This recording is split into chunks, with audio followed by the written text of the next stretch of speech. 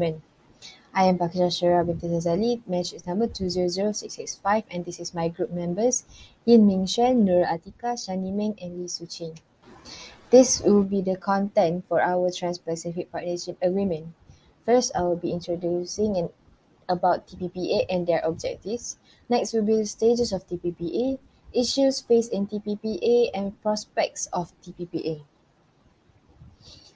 Introduction to the Trans-Pacific Partnership Agreement. In the original, TPPA is a trade agreement between 12 Pacific Rim nations, which is Australia, Brunei, Canada, Chile, Japan, Malaysia, Mexico, New Zealand, Peru, and Singapore, United States, and Vietnam. The TPPA contains a number of measures to lower trade barriers such as tariff, and is an expansion of the Trans-Pacific Strategic Economic Partnership Agreement that was signed in 2005.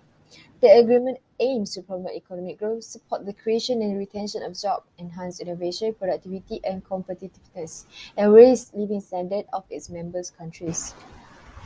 These are all the objectives of the TPPA. First and foremost is to lower trade barriers between member states.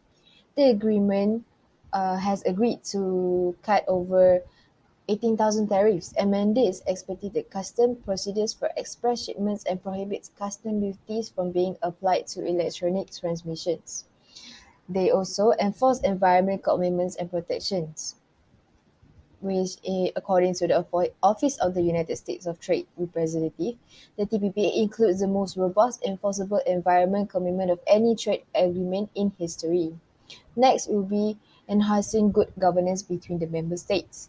According to the Office of the United States Trade Representative, signatories are required to join the United Nations Convention Against Corruption (UNCAC). Next is to ensure the human rights of every citizen of every country. The TPPA prohibits exploitative child labour and also forced labour. It also ensures a level of protection for intellectual property such as trademarks, copyright, and patents.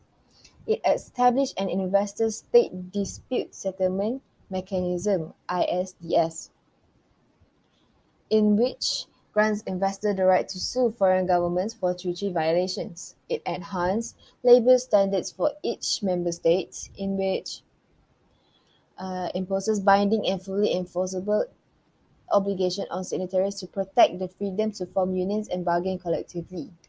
Lastly, it introduces new forms of regulatory cooperation.